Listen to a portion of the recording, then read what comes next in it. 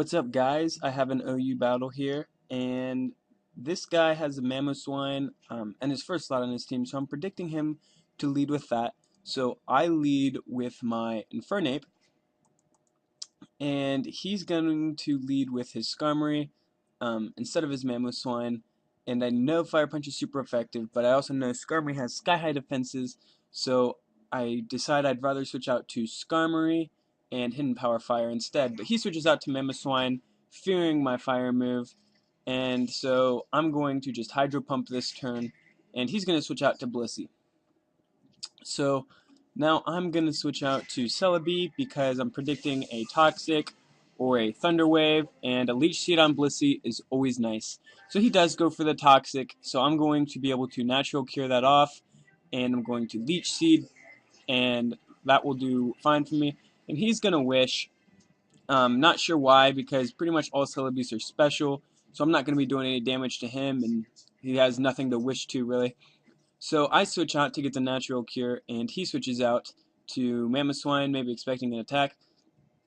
So now he's forced to switch back out to Blissey as I put up my Toxic Spikes, and I put up Toxic Spikes again as he goes for the Flamethrower, which for him probably does a pretty depressing amount of damage, because this Cloysters in general aren't special at all. So I protect the first turn, just to get some lefties back, and he's going to Toxic. So this turn I'm going to go for the Supersonic because I don't really care if he's Toxic because I'm going to be switching out to Celebi next turn anyway, and I can just Heal Bell, which is not a problem at all. So I get the Supersonic, it hits, and he hurts himself in Confusion, so that's nice. I don't even have to worry about the Heal Bell. And he switches to his Celebi as I switch to mine, and that's not a match I want to be playing because a lot of times they have nasty plot or whatever, so I switch out as he T-Waves, so I'm not going to be able to stay in with my Infernape, and I switch out to Skuntank because I'm expecting a Psychic, and now I pursued expecting him to switch Celebi out, so I easily take out his Celebi now, and he's going to bring in Mamoswine, and I'm just going to Fire Blast this, because I'm pretty sure I can take a hit from it, but my Fire Blast misses as he subs.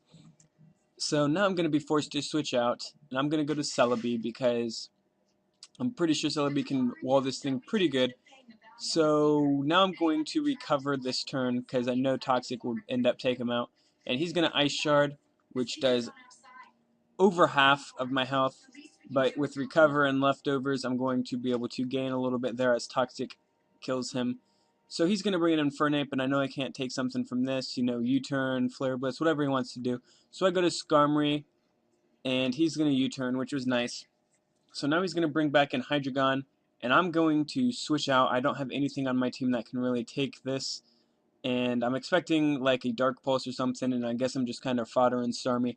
And he goes for the Draco Meter, which was wonderful because that means I'm going to be able to bring Celebi very easily and force him to switch.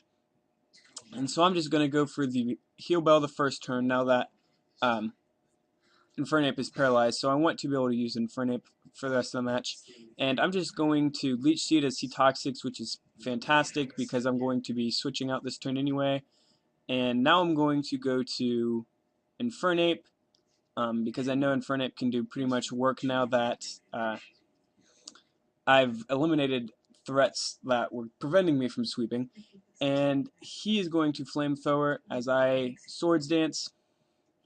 And he's going to bring in his Infernape, and I'm guessing he is also max speed as I am. And I go for the close combat just because I don't think a Mach Punch will KO it, so I go for the speed tie, and I win. Here I know it's probably Scarf. That's pretty much what all Hydreigons are, so I go for the Mach Punch, and it does KO in one hit, which was nice. I was kind of fearing it wouldn't, and I'm going to Mach Punch here because I don't feel a need to lower my defenses anymore. And finally, he's going to send in his last Pokemon, Skarmory, and Fire Punch is going to do some pretty massive work to it, leave it with 2% left. So he's going to Whirlwind, which was... I probably would have Brave Birded, but then of course I would have died. So I guess Whirlwind was the better choice. But I go for Brave Bird now with Skarmory because he only has 2% left. But either he's running Speed Investment or he won that Speed tie and was able to roost. So now I go to Skuntank to Fire Blast as he roosts again. And so I will Fire Blast, and it hits, and leaves him with 3%, does 88% damage, and he's going to whirlwind out my Skuntank, and I'm going to go into Cloyster, and he's going to be forced to roost again, but I'm hoping I'm faster. I don't really know Cloyster's speed stat, and I'm going to go for the Icicle Spear. And of course he goes first, and Icicle Spear is going to do hardly any damage to him.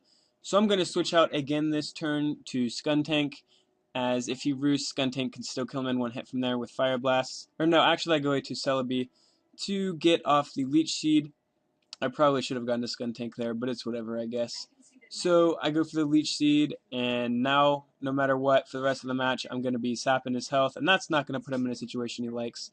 So now I have Skuntank in, and Skuntank's easily going to be able to KO from here, especially with Leech Seed. So that was the battle. Good game, Monkey. If you guys enjoyed this, please comment, like, and subscribe. I'll see you all later. Goodbye.